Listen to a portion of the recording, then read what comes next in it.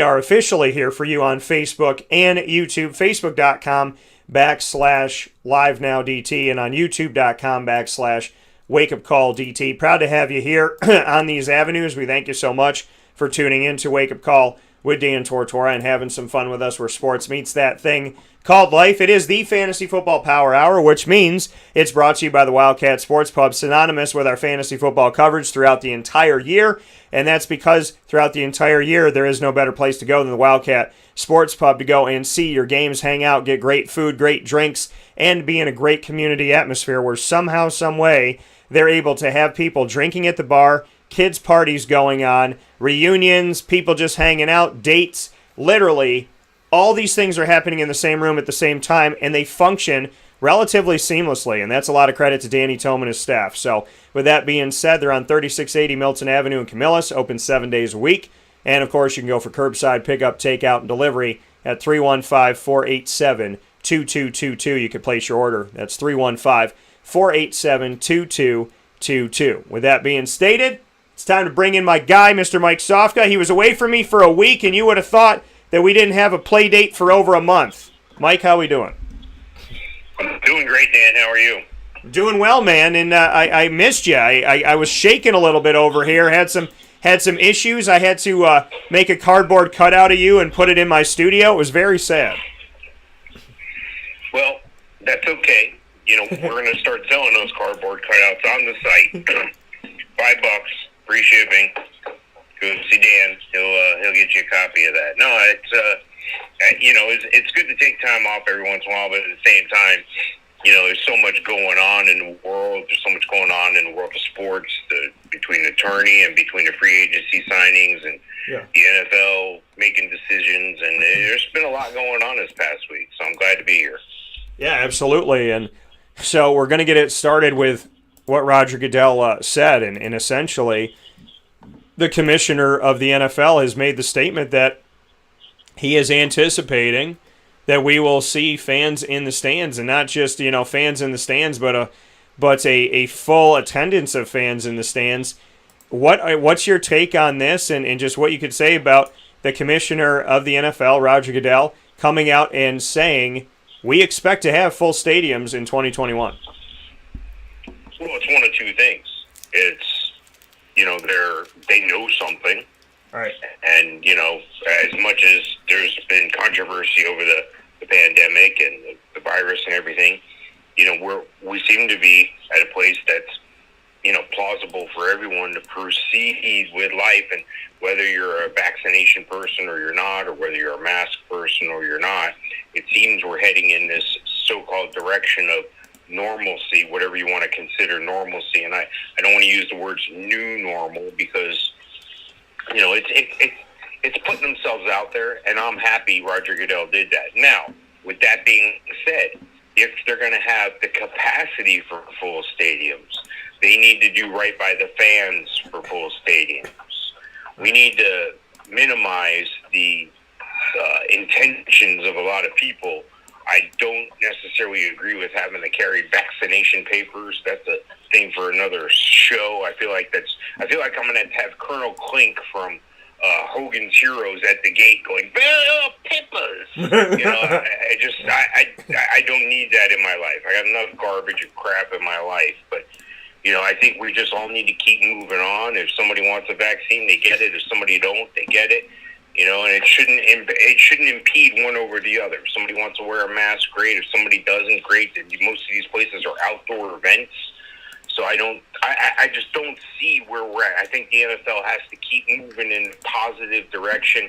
Even if they're wrong, they still need to take this posture. They still need to act as if. They still need to move on. This is a multi-billion, trillion-dollar industry here. They just signed a heavy TV contract. People want to get back to watching football. People want to get back to their normalcy. Not a new normalcy, but the people's normalcy. And what that means is being able to watch football on TV with the crowd, or being able to be out there and be in not the new normalcy, but the people's normalcy. Yeah, you know, and I agree with you that, you know, having to go somewhere and show your papers is a very it feels Nazi Germany. So I'm not. It also feels like Ellis Island when my family came over and had to show if they had working papers or not. And what happened if they didn't have it is they wrote a very derogatory term on them, which was an acronym WOP, which meant without papers. They would write it on their shirt. And so, yeah, I don't want to go back to a time where I feel like my ancestors and somebody's writing WOP on my shirt and telling me to go into the stadium and have everybody look at me like the Scarlet Letter. So, yeah, I really don't agree with that. And I don't think it's a political thing. I think it's a human being thing. Forcing everybody to do something is very fascist. It's very dictatorship. It feels like North Korea. It feels like Nazi Germany. So I would say to people, if you feel the need to get the vaccine, go ahead. If you don't, go ahead. And that's kind of what I would say, because it's a yeah. Go ahead. What were we gonna say? It's a valid point, because if the vaccine works, why does it matter if everybody has it or not? If you're the person on the inside, and I didn't mean this to be a vax or anti-vax show, but if you're confident the vaccine works, it shouldn't matter whether I have one or not. So what I'm trying to say is, to each his own. Let's get back. That's what makes this country great. We can collectively have a bunch of different ideas, yet all get along and all row the boat in the same direction. Let's hopefully make sure that's, not sitting in separate sections in the stadium because people are labeled this and these people are. Let's just go watch football. Let's just have a good time. Let's cut out all the social crap that you bombard us with every single day on TV. Just stop. Just play football. I come to you for football. This is my outlet. This is what I enjoy. Don't bombard me with the negative crap from around the world. I'm here to watch football. Let's watch football. So I applaud Roger Goodell for making the bold move to say that and to come out and say, yeah, we're going to pack 70,000, 80,000 people in our stands instead of, falling back on somebody else telling him how to run his business. So this is the way it should be done. Hopefully they'll be able to do that. Hopefully there won't be any outside interference and we can get on with some football. Yeah. So, I still think it's up to you. It's your choice. And that's what makes America great, is freedom. So if you tell everybody they have to do something, it's the opposite of freedom. And that's not a political take. That's not a whose side is who on. That's just my feeling on it, because I know people have different feelings on it. The NFL looking to expand here to these full stadiums. Roger Goodell saying this week, quote, "All of us in the NFL want to see every one of our fans back. Football is simply not the same without fans, and we expect to have full stadiums in the upcoming season." End quote. Now, there's things that are beyond the control. The league never established an attendance cap while they were playing during the pandemic, so deferring instead to the individual teams and to state and local government. So attendance dipped more than 90% compared to 2019, and a total of 1.2 million fans were included in attendance counts for the entire regular season and postseason, and obviously league revenue fell. Now, the NFL will need local municipalities to sign off on attendance in certain places in order to open up their stadiums for 2021. Vaccine rates might also be in it. 18 NFL stadiums are in use as mass vaccination sites currently, and up to date 1.5 million shots have been administered according to the NFL. Now, NFL Chief Medical Officer Dr. Alan Sills said that the league would encourage but not require players, coaches, and staff to be vaccinated. So, words here: encourage but not require. Now, the league and the NFL Players Association are negotiating the terms of the offseason program, which the league told the teams would begin on April 19th, which is very, very soon. Today's the last day of March, so it's 20 days away. Now, the NFLPA is advocating for a fully virtual offseason, similar to what the league did in 2020, while owners would like players back in facilities for traditional mini camps and OTAs. So, the owners want to see your face, and the NFLPA allegedly wants to do it virtually where they see your face from afar. So we'll see what that leads to. But, again, with NFL stadiums being vaccination sites, that's going to obviously lead to what are we doing here? Are they going to try and express vaccinate so they can get these sites open? Are they going to transition them? What are they going to do? So it's all a big question mark, but because NFL stadiums are so large, they can be vaccination sites. Just like on a different level, obviously a very smaller level, but you go to big buildings, right? So, here in Syracuse, New York, we know that one of the vaccination sites has been the State Fairgrounds, a new expo, arena, so that they can get as many people seen as possible that want to get the vaccine. So it'll be interesting to see, but Roger Goodell's saying, hey, this is what we intend to do. Even if it's just a publicity stunt, it's a smart one on his part, because he's telling the fans, I want him there. So if it doesn't end up happening, he could turn around and say, well, the owners went against me, or the players refused to do it, or the players were against it, or the municipalities told me that I couldn't do it.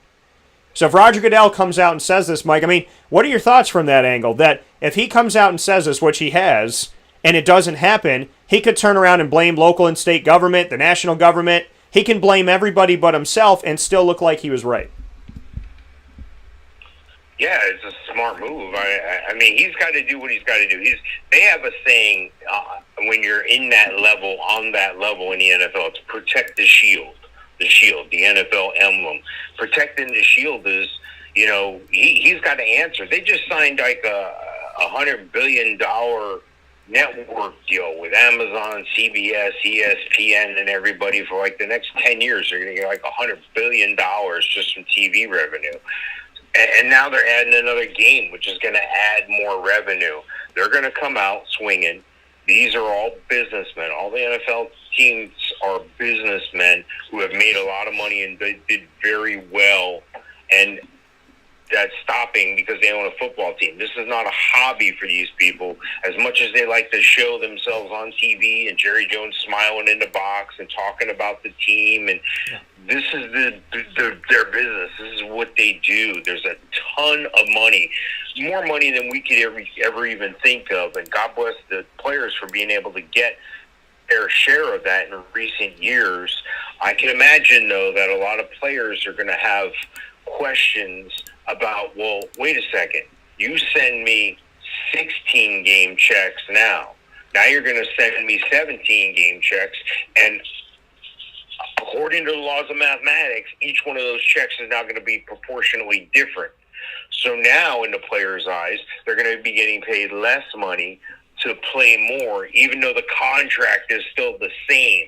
So I get it, but at the same time, you're losing a preseason game, which is apparently where a lot of injuries can mount up on the wrong player at the wrong time in preseason. So I get both sides of it. I'm happy with the optimism. I'm happy with the NFL TV contract. I'm happy that Goodell is saying, hey, look, we're trying to do this. If nothing else, whether agree or disagree as a player or a fan, they're moving forward. That's what good businesses do. They adapt and overcome. They figure out a way to get it done. You can't have $1 million dreams on minimum wage thoughts. Yeah, and that's the thing. The NFL is pushing forward, and they showed that, outside of what the NBA did last season and the MLS did last season, for the most part, the NFL was able to push forward, not having a bubble scenario, and it worked. And even with teams like Tennessee that had COVID issues, when it didn't affect Minnesota, it didn't affect other teams. So it wasn't this domino thing that took everybody out of it. We just saw certain things happen at certain times minimally. And, hopefully on the NFL and the league side, everything was reported accurately. But the way it looked from the outside looking in is that they found a way to get it done. You got to remember, too, these people are getting tested 1,000 times a week. So, and don't write to me and say that my numbers are wrong. I'm obviously being sarcastic. I know in cancel culture, sarcasm doesn't exist unless you're canceling something. So, but the reality of it all is, that's the reality. Sarcasm is real. These guys get tested a lot, and I would hope the NFL is obviously doing what they need to do to keep everybody safe more than anything else, because that's all I want: health, safety, and happiness. I pray that for everybody every day. Now, the NFL owners that you talked about, Mike, here, they approved the expansion of the regular season to 17 games. I find it funny, that statement, though. NFL owners approved having another game where they can make more money. Yeah, Of course they did. They probably approve an 18th one if they could. So, the decision that we've been waiting to come down here.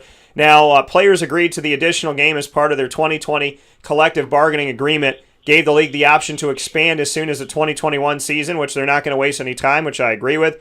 The preseason will go from 4 games to 3 to maintain compliance with the collective bargaining agreement. So you give up a game that doesn't count on the record to a game that does. Makes perfect sense. Limits the total number of preseason and regular season games to played to 20. So it keeps things where they're at. Used to be 4 preseason, 16 reg. Now we got 3 pre, 17 regular season. Now there will be 1 bye week per team. There will not be 2, so we'll stay at 1 bye week. The season will begin on Thursday night, September 9th, and will end on January 9th, 2022. So it'll start on the 9th and end on the 9th. Pro Bowl will go on February 6th, 2022. It's going to head off to Vegas now to go to Allegiant Stadium. And Super Bowl 56, Super Bowl 56, which is LVI, Super Bowl for Roman numeral people. Super Bowl 56 will be at SoFi Stadium in Los Angeles. It's been pushed back 1 week from February 6th to February 13th, 2022. So that is when we're going to see it. We're going to see it on February 13th, 2/13. And looking at this right now, after owners concluded the first day of a 2-day virtual meeting, Commissioner Roger Goodell said that the decision to expand was, quote, a monumental moment in NFL history, end quote. He also cited league data that traced the highest rate of player injuries to preseason games. Many of those who play extensively in preseason games are backups and other players that, potentially are unlikely to make the team. Now, Goodell said, quote, what we are actually doing is following the data and following the science to make sure we're doing things well, both from a health and safety standpoint, as well as seeking to get better in every way, end quote. The formula for scheduling a season with an odd number of games will consist of 2 parts. AFC and NFC teams will alternate annually between 8 and 9 home games. The AFC will have 9 home games in 2021, which means the NFC will have 9 home games in 2022. The extra game will have a cross-conference matchup based on the previous year's divisional standings and the schedule rotation from 2 seasons prior. Once again, the extra game will be a cross-conference matchup based on the previous year's divisional standings and the division schedule rotation from 2 seasons prior. The full 2021 schedule will come out later this spring. Now, the 17th game that we know for each NFL team this upcoming season in 2021, Washington at Buffalo, New York Giants at Miami, Dallas at New England, Philadelphia at New York Jets, Seattle at Pittsburgh, LA Rams at Baltimore, Arizona at Cleveland, San Francisco at Cincinnati, New Orleans at Tennessee, Tampa Bay at Indianapolis, Carolina at Houston, Atlanta at Jacksonville, Green Bay at Kansas City, Chicago at the Las Vegas Raiders, Minnesota at the LA Chargers, and Detroit at Denver is what we're looking at this season. Now, the NFL said the enhanced season will guarantee that starting in 2022, each team will play an international game at least once every 8 seasons. Up to 4 neutral sites will be scheduled, with the initial focus on Canada, Europe, Mexico, South America, and the United Kingdom. This is all contingent on Corona, obviously. Now, the league said interested teams can either volunteer to play home games internationally, as they currently do, and so they are up to do that. Now, they can volunteer to do it, as the Jaguars have. Chris Halpin, the NFL's Executive Vice President and Chief Strategy and Growth Officer, said that Germany is among the countries that could host a game in the coming years, which is insane to think historically that, the United States and Germany way back in the day didn't get along. And here would be an NFL game, the sport of America would be going to Germany, which is pretty cool, pretty interesting historically, just in my mind. And player salaries won't change, but they'll be paid over 18 weeks rather than 17, and some player benefits will be altered.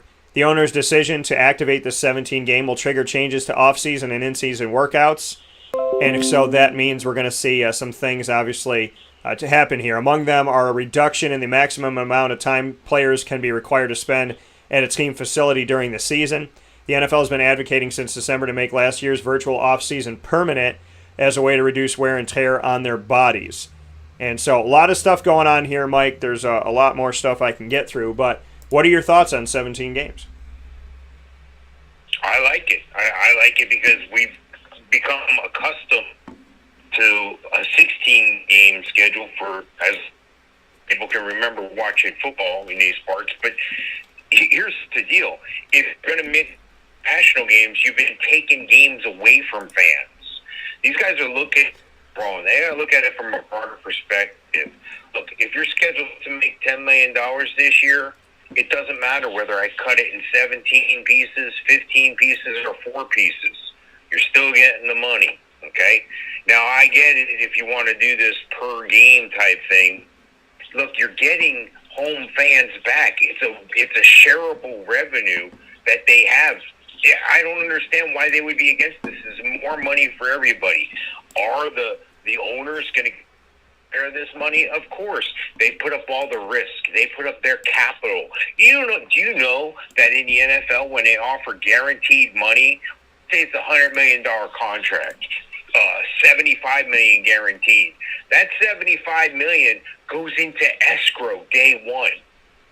That's the guaranteed money. So the owner needs to pay those. So there's a lot of factors and stuff that the layman or the common man can't see or hasn't been exposed to, and that's okay. But just think of it. With that extra game, there's more paychecks for people involved. Everybody from the guy that sells popcorn and the guy that sells beer, the ticket taker, the security people. This is good for everyone. I don't understand how it could be bad when you have the number one sport in the country on the thing more people watch once a year, the Super Bowl, more than anything else in the entire world, like as in the globe, like as in the planet. I don't understand how adding one more game is a bad thing. A playoff team last year, and people almost lost their minds. It went from 12 to 14 games. You have to grow. You have to evolve. You have to protect the shield, and you have to make money. This is good for everyone. I don't want to hear a player saying this is against them and they're going to get paid less. Stop.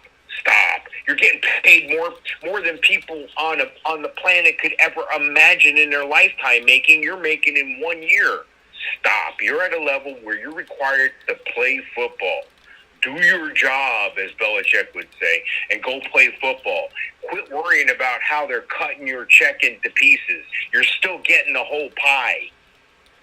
Yeah, and the thing is, like you said, people don't think about the fact that the groundskeepers are going to benefit from having another day that's out there. The people that are working concessions are going to benefit from having another day. The people taking your tickets are going to benefit from having another day. I mean, it's like when I used to work concerts. I got paid by the day. I didn't get paid a flat fee. I got paid by the concerts. So when Christina Aguilera canceled her concert last minute here in Syracuse, I had a check taken away from me. So, you look at this, and I look at all the angles of a 17th game, okay? As a fan, I love it because it's another game. I look at the wear and tear on the body of the players. Of course I do. Some people say, oh, Dan, it's one game. Yeah, okay. But as Rob Drummond said to me, if you want to know what it's like to simulate a football game, put on a helmet, go to the end of your driveway, run head first, and jump full speed into your garage door, and then back up and do it 300 times. That's one NFL game. So he was, I get that side of it. So players are doing that again to themselves. But taking away a preseason game, putting in a regular season game, I know people might not go full go, but some people do. They're trying to make a team. And people get injured in the preseason. So that stuff happens. So I would tell you that they're not adding another game overall from the preseason and the regular season combined. They're taking one away from the games that don't count on the record to a game that counts on the record. It's giving an odd number of games, which odd numbers typically can help differentiate more than even numbers if you got a race inside of a division. So I think it can help with divisional matchups. I think odd numbers help overall in that case, including if there's a tie or something like that. So by the numbers I look at it, they're taking away a preseason game, so it's not like they're adding an extra game overall, so I like that. I understand players putting their body on the line, but they were already doing that in a preseason game. I know some of the starters weren't doing that, so that's an argument against that. I think that everybody working in the stadium makes more money. I think that, the salespeople in the front office, and there's all of these people that seek to benefit behind the scenes that you don't even pay attention to, the nameless, faceless people that should be named publicly and should have their faces out there publicly because they help to make your experience at a stadium great every single week. So they're going to benefit from it. Of course, the owners are going to benefit from it in a year where they lost a lot of money. And the players get more exposure, and they get more time. Now, their contracts are going to be over an 18-game week and not a 17-game week. So for those playing the home game, that means that you're not going to make as much money because it's going to be divided up one more week.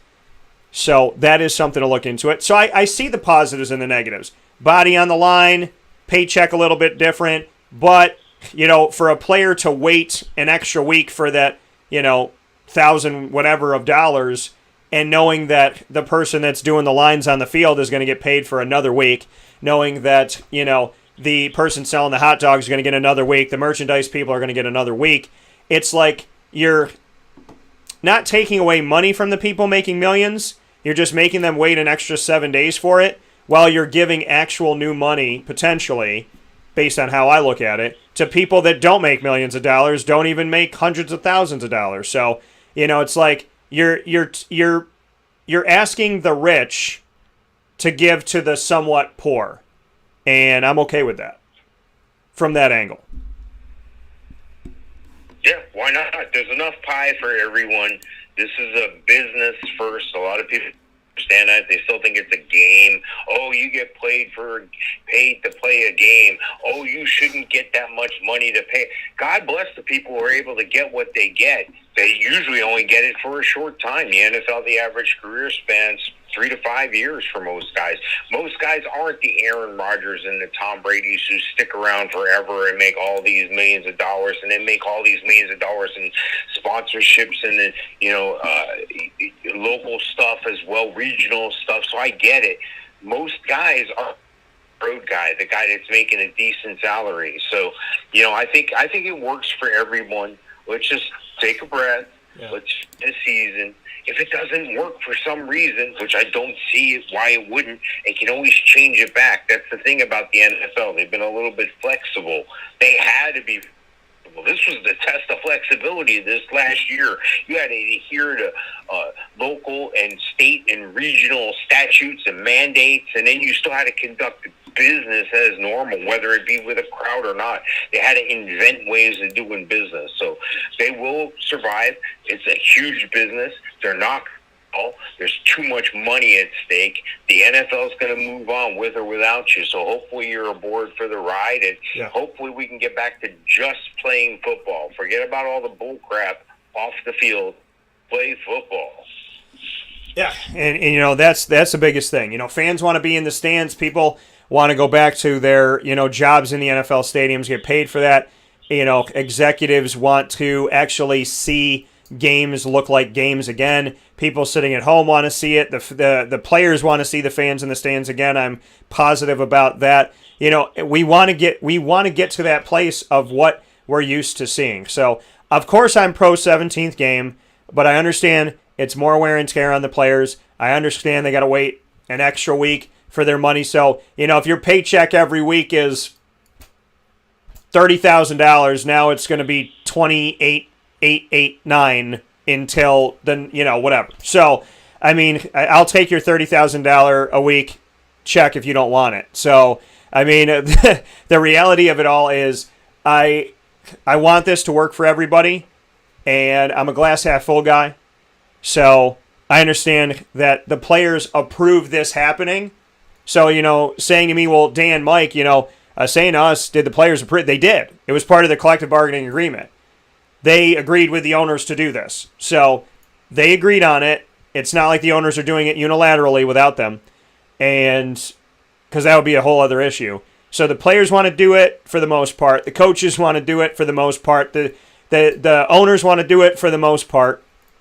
And at the end of the day, you're helping out those people that, those groundkeepers, those weed whackers, those, parking lot attendants, those hot dog sellers, those get your T-shirts, those get your program people, and they're the unsung heroes of the experience of going to a stadium. So I appreciate them and I respect them, and I want them to make more money, of course, because outside of winning the lottery, they don't make that bank. And I think that we need to thank them a lot more for the work that they do.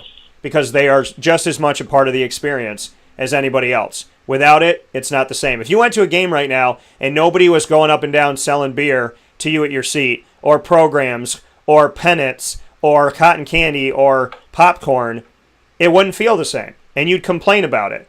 It's something that you don't even realize you appreciate until it's gone, and then when it's gone, you complain that it's not there. So maybe the next time you go to a stadium, hopefully very soon, and somebody comes down to sell you something, and your head would have told you before, man, that's a $6 beer, and I only want to spend $4. Give them $6. Do something, because they are working so hard just to help you out. Their entire job, the entire game, is to serve you. It's like a bunch of butlers all over the arena and the stadium. So do a little bit, get that cotton candy, grab that pennant, give it to your kid, let them fly it around. Just appreciate what's there, and don't wait until it's gone to appreciate it. We'll take a step aside for a fast break here on Wake Up Call with Dan Tortora. When we spin back around, Mike and I will talk about some more moves that have happened in free agency and what it means for the NFL right after this.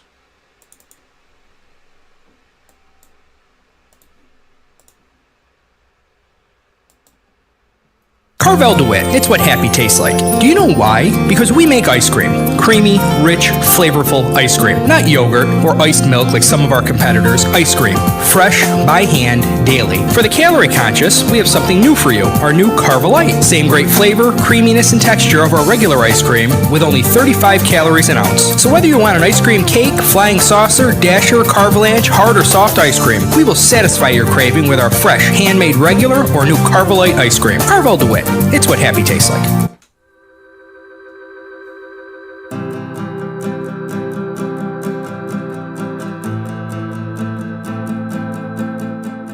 Cafe Cabal offers same-day local delivery of our products, offering no delivery charge for Onondaga County. Shop cafecabal.com for fresh roasted coffee beans, cold brew, travel mugs, and all your essential Cafe Cabal needs. Cafe Cabal, coffee for the soul.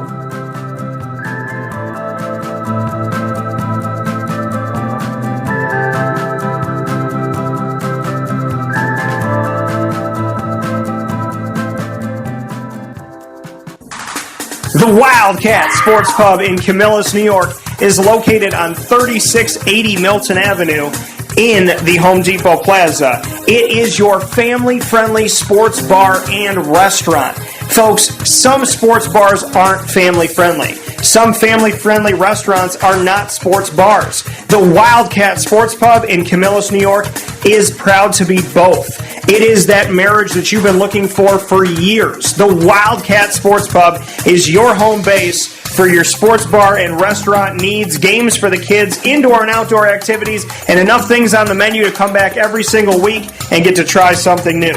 They're open Sundays from noon to 8 p.m., Monday through Wednesday, 11 a.m. to 11 p.m., and Thursday through Saturday from 11 a.m. to midnight. For reservations and party information, call 315-487-2222 for the Wildcat family-friendly sports pub and restaurant.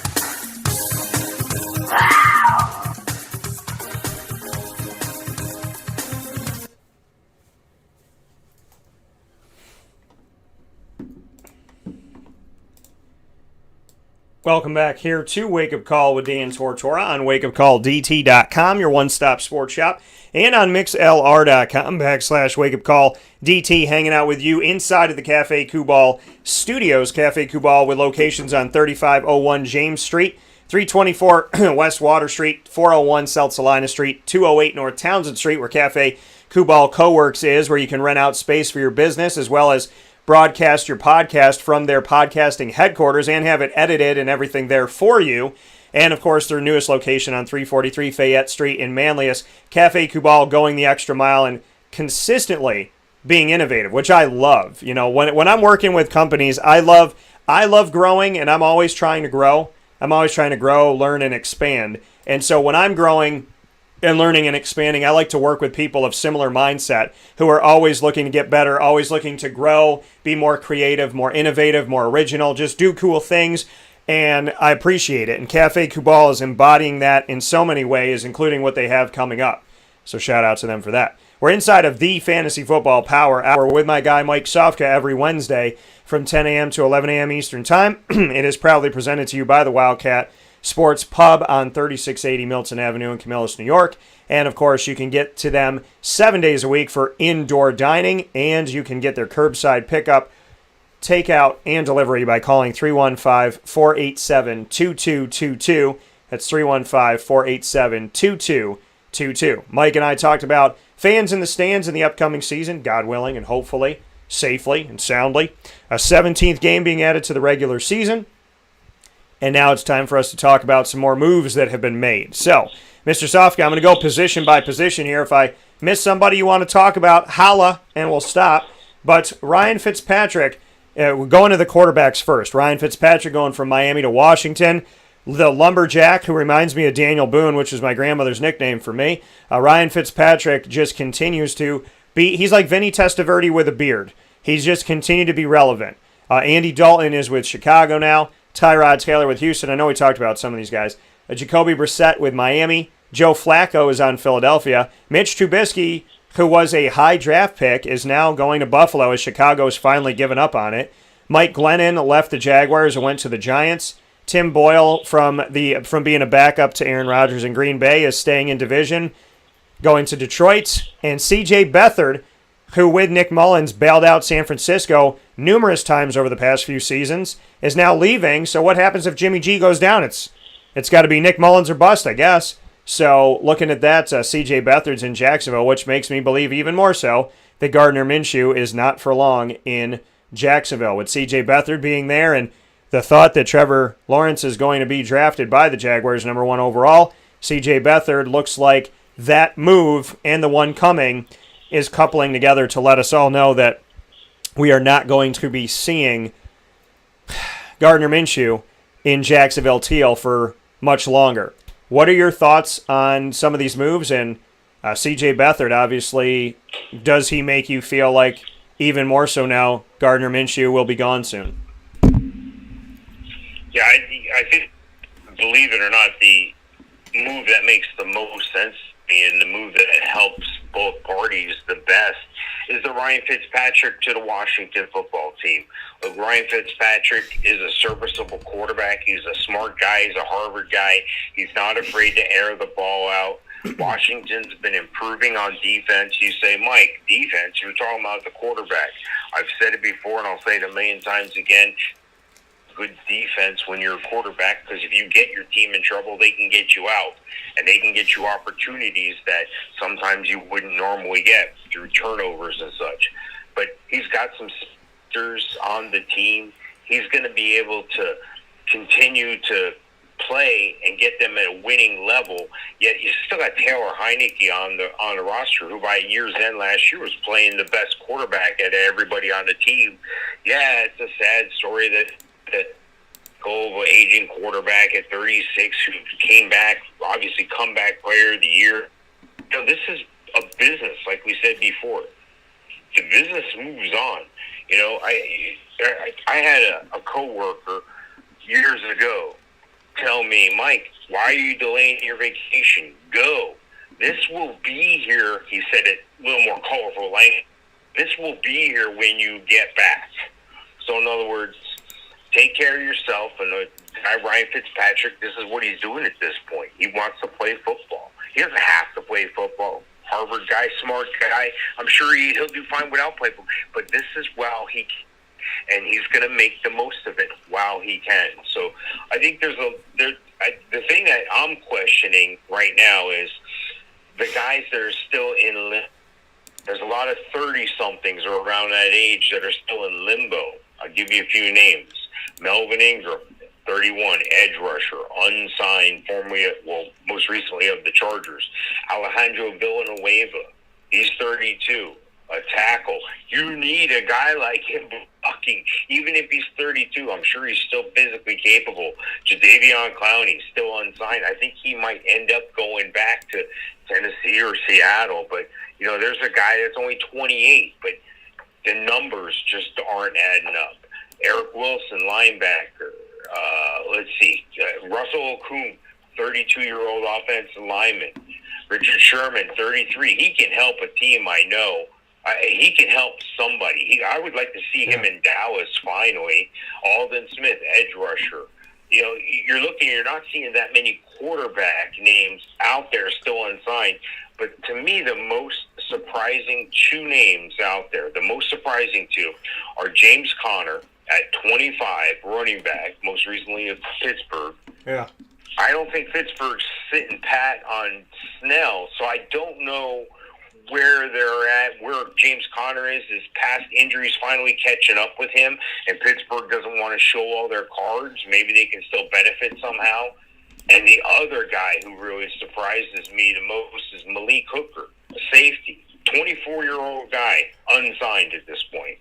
So, Antonio Brown's still unsigned. So, yeah, there's been a lot of signings. You could take the top 100 players that were out there, and I'm sure, 85 of them have been signed or so. But there's still a few guys out there that could still help some teams. Now, maybe these are going to be used as what-if scenarios after the draft. Well, what if we don't get the guy we need or want in the draft? Yeah. But this is the NFL. It's not for long, and these guys need to get going. It's not going to be long away that these guys are going to be reporting to OTAs and in training camp. So it's going to be interesting. We're still not done here is what I'm saying, Dan. There's still some signings to be made. Yeah, there's still guys that are out. The D.D. Westbrook of Jacksonville, still unsigned. Alan Lazard of Green Bay, the number 2 guy that Aaron Rodgers allegedly loves, still unsigned. We look at Golden Tate, a guy that didn't catch on with the Giants, that I thought caught on with Detroit, 33 years old, still unsigned. Antonio Brown, you mentioned. Des Bryant's unsigned again. Marquise Lee, who fell off the face of the earth, left Jacksonville, went to New England, nothing happened. And this is it. Well, he actually opted out last year, so he didn't even play for New England yet, and he's unsigned. So it's like, is New England going to keep him? Did it work against him by choosing not to play? Trey Burton's out there, unsigned at the tight end position. There's a lot of guys that I'm looking at on this sheet saying, okay, are teams essentially going to hold and wait until after the draft and see what they get for some of these guys that we're seeing here? Is that going to be the scenario for a Duke Johnson Jr., for a Rex Burkhead, for Chris Thompson, for Adrian Peterson for the 100th time that he's been a free agent, Le'Veon Bell? You mentioned James Conner, 26 years old. Deontay Foreman, it never caught on in Houston, 25 years old. This list is Alex Smith still wants to play. He's out there again. So, Jameis Winston is, I think Jameis Winston was signed. So, no, he wasn't. So, no, he was for a year, I think. I don't know. This must not be updated.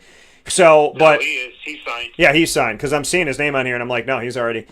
So, yeah, I think looking at all, because we talked about it, you mentioned Melvin Ingram. So, there's a lot. Shaquille Griffin's brother. Shaquille going to Jacksonville. Shaquille, with everything he did, despite physically not having everything that everybody else has, this man plays just as hard, if not harder, than some people. Russell Okung that you mentioned. So there's so many names that are still out here. A lot of guys out here that are wide receivers that could help out a team, and guys that are young. So, this is a big question. AJ Boye, who got traded to Denver, he's out there on the chopping block right now. What's going to happen with him? Jacksonville took back Tyson Alu, and they took back Carlos Hyde. You know what, Urban Meyer, if you're taking back guys, I would tell you to make a call to AJ Boye, because Ramsey got all the credit, but Boye held his own on the other side at corner. So if you can get him at a discount and bring him back to Jacksonville, hello, I'd be calling AJ Boye. If they've already shown me they're open to calling guys back to Jacksonville that didn't have a lot of statistical value at the time, but Carlos Hyde was behind a line that was all kinds of injured, and Tyson Alu did some good things here and there, but he was a high draft pick that didn't pan out to be a consistent starter. So if I'm going to call anybody, and you've already called those two gentlemen, it's time to call AJ Boye. So, I think, and D.D. Westbrook, what are they going to do? Laviska Shenault he's there. DJ Chark is there. Other guys have been brought in. They've made a lot of moves to bring in guys like Philip Dorsett and company, Marvin Jones Jr. So the question is Dede done? So, I mean, what do you think, Mike? I mean, is Dede done in Jacksonville? Well, this is a guy who all through his career in college as well as coming up through to the pros, his off-the-field issues affected him. Then injuries affected him in the NFL. So he's always been downgraded. Like, well, yeah, he's a first-round talent, but you can't take him in the first round because all this baggage off the field. Oh, well, we're not sure we can re-sign him because look at these injuries he's had. This is the real reality. This is the blood and gore that most people don't think about, see, or anything. They just, oh, it's an easy job. They've just played football 1 day a week. No, this is like beyond a full-time job. It's morning, noon, and night. So, there's a lot of personal sacrifice. At times, sometimes it's off-the-field issues that have deterred people's careers. So, there's no telling. You take a look at a guy like Dede Westbrook coming out of college. He should have been first-round talent. Couldn't go because of the baggage. And now, with the injuries, maybe that baggage cost him because of another situation. Maybe he doesn't get injured. So, I mean, it's all relative to each individual personal situation. But at the same time, not for long. That's the NFL. You got a short window to make it happen. Again, the odds of being Aaron Rodgers or Tom Brady is so far monumentally. The odds of even making it to the NFL, if you're a high school football player, the odds of you making it to the NFL are 0.03%. That's not saying you're having a Hall of Fame career. That's making it to a roster. Yeah.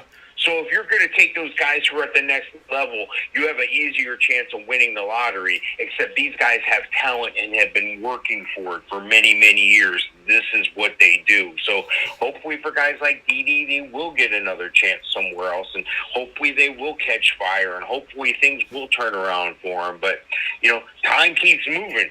This needle keeps moving. They're still going to have another season, with or without you. Hopefully guys like Dede can latch on somewhere. Yeah, and it'll definitely be something to see because him being left out there in Jacksonville making so many moves kind of lets you know, if I'm Dede, I'm thinking, okay, well, I got to look elsewhere. So very interesting to see what's going on right now currently with the guys that are still out there. As far as running backs go, Mike, Todd Gurley, we said it. We said that after his time with the Rams, going to Atlanta, he had 1 year to prove himself. And I didn't feel good about it. And he's a free agent again. Duke Johnson's a free agent again. These guys are out there doing their thing, trying to find it. Now, to look at who has signed on, Kenyon Drake is going to the Vegas Raiders from Arizona. Chris Carson staying put in Seattle. Mike Davis, the serviceable backup, and people know in fantasy, somebody that you went and tried to grab to handcuff Christian McCaffrey in Carolina, he's now in Atlanta. Leonard Fournette has decided to stay in Tampa. Phillip Lindsay is joining Mark Ingram in Houston to try and be a 1-2 punch there. Tevin Coleman, who was serviceable behind Devontae Freeman in Atlanta, went off to San Fran to be with Kyle Shanahan, who's the head coach there, who used to be his offensive coordinator in Atlanta. Now, Tevin Coleman's with the Jets. Kalen Ballage is with Pittsburgh, who still has not signed back James Conner, like you talked about. What are some of these moves that are intriguing to you? Well, one of the moves that's the most intriguing to me is the Juju Smith-Schuster going back to Pittsburgh, apparently turning down more money with the Ravens and Kansas City to return to Pittsburgh. So that's something you normally don't see. That's an against the grain move here. But, there's some other deals that, are out there that have been made where the Dolphins picking up Will Fuller on a 1-year deal. I think that's huge. Will Fuller, guy all he seems to do is catch touch. You need a guy like that on your team. I also like the fact that Chargers are bringing in Jared Cook. Donald Parham's there, and I'm sure he's going to take off like a rocket soon, but even though Jared Cook's 155 years old, he's still a name, and he still can get it done in the red zone, in the end zone, and maybe he can help a guy like Donald Parham. The running backs, the NFL has changed their focus on running backs. It's a 2 to 3 year plug-and-play position as far as they're concerned. the guys and the long-term guys and the Emmitt Smiths of the world and Earl Campbells of the world, these guys are far and few between. You're looking at guys like a Saquon Barkley who come from that same mold, but where's Saquon been? Hurt. Yeah. You know, some of these guys that have had these injuries, now not only are they in that 3 to 5 year window, but now they come with baggage from past injuries. The NFL wants a guy who can put his foot in the ground and take it to the house on any given play, yet have the finesse and the patience to be able to work with what's around him on the field.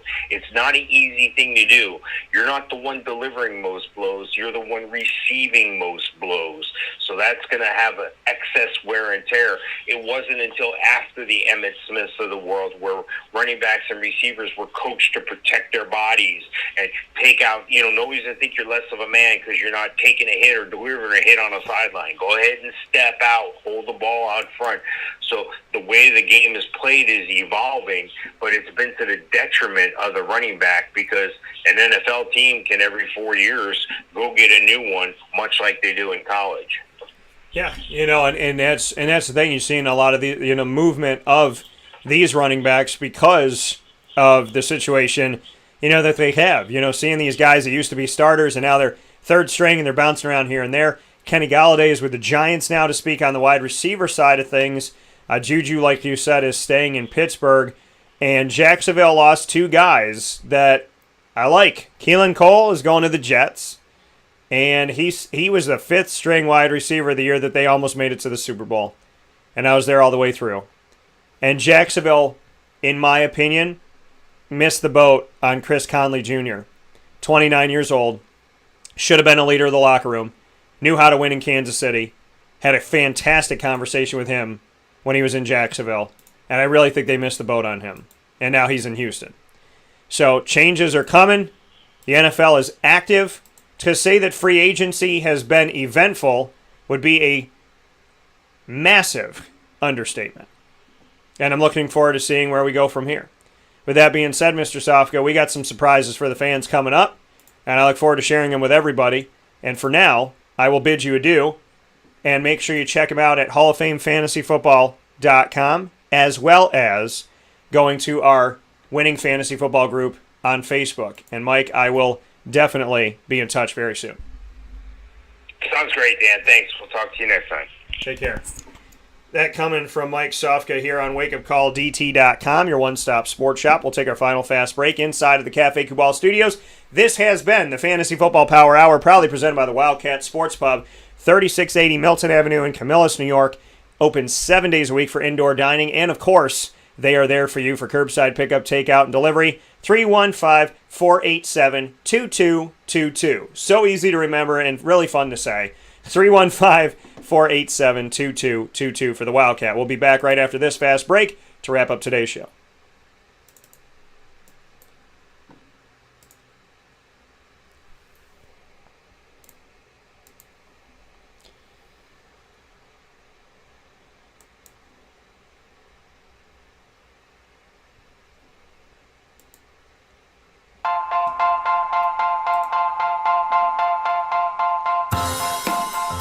Cafe Cabal Mobile Cafe brings the cafe experience to you. We'll roll out to your neighborhood or office, ready to serve our locally crafted espresso bar to our loyal patrons. Inquire at cafecubal.com. Cafe Cabal, coffee for the soul.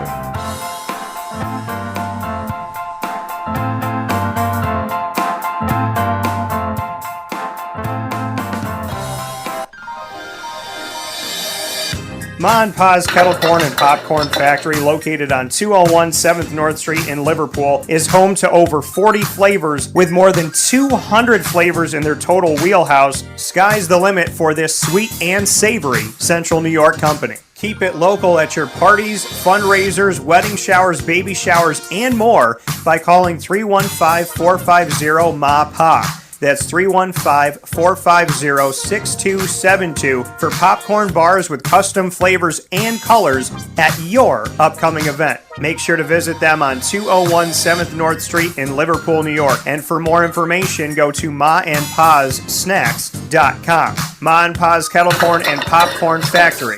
How corny are you?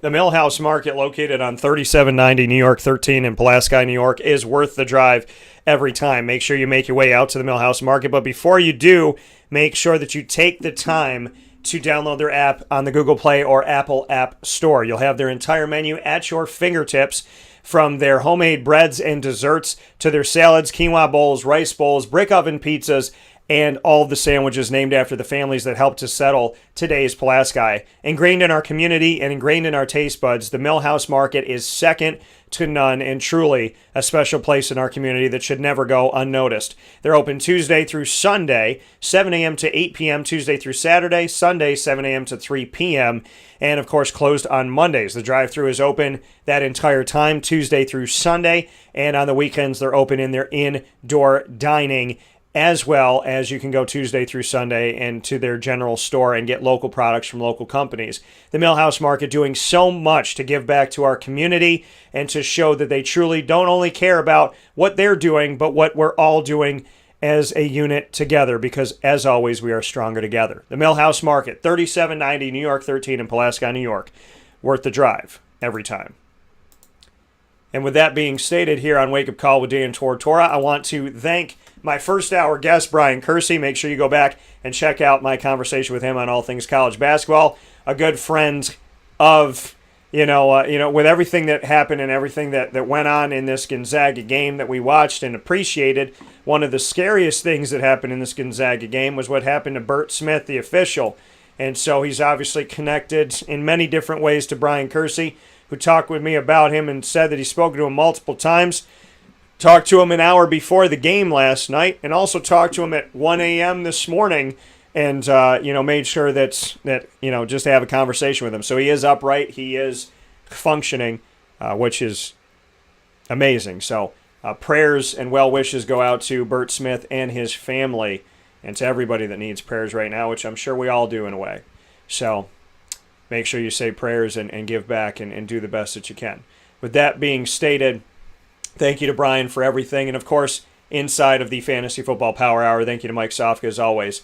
And I hope you have a fantastic day. Inside of the Cafe Cubal Studios, this has been Wake Up Call with Dan Tortora. You are incredibly amazing, and I can't wait to talk with you very, very soon.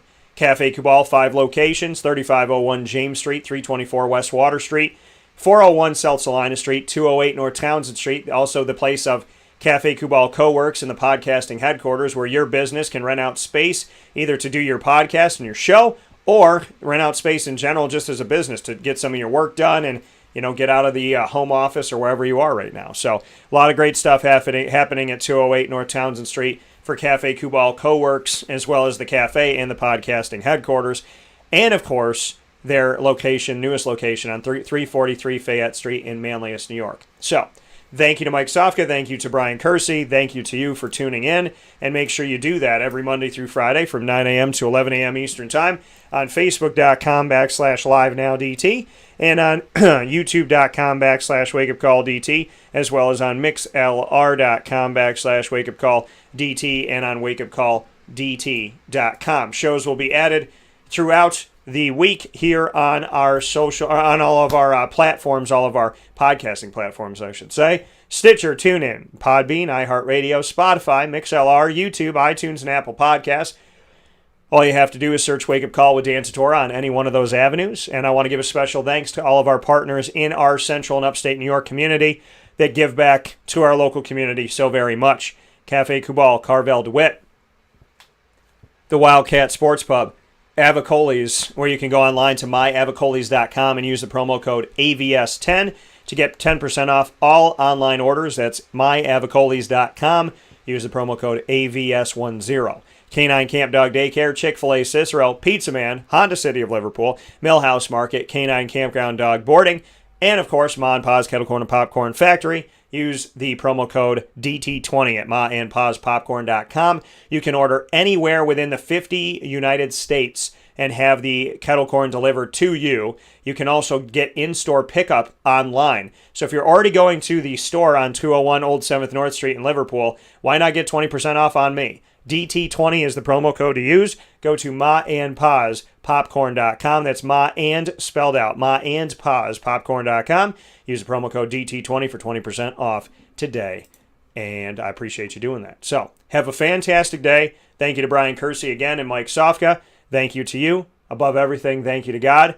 And I'm excited because tomorrow officially starts off, I mean, this is Holy Week, but tomorrow starts off Holy Thursday, Good Friday, Holy Saturday, and of course Easter Sunday. So very much looking forward to it. I appreciate y'all. God bless y'all. Have a fantastic day. Find us on Facebook at Wake Up Call DT, Twitter at Call DT, and Instagram at wakeupcall_DT. And of course, you'll find us tonight for a live special broadcast from Avicoli's on the corner of Route 57 and Wetzel Road in Liverpool. We'll be on site on location on the pizza side of Avicoli's. Come out and see us and support Liverpool Warriors boys volleyball tonight. We'll be there at 6 p.m. tonight, March 31st. So come out and see us and support the boys volleyball team and all Liverpool Warriors athletics. And a God bless to Mr. DeMillo here. Appreciate you so very much. So have a fantastic day. We'll see you tonight at 6 o'clock on site at Avicoli's with Liverpool Warriors boys volleyball. And of course, as always, God bless, no stress, do your best. Be good to each other, be good to yourself, and don't waste time. I'll talk with you soon.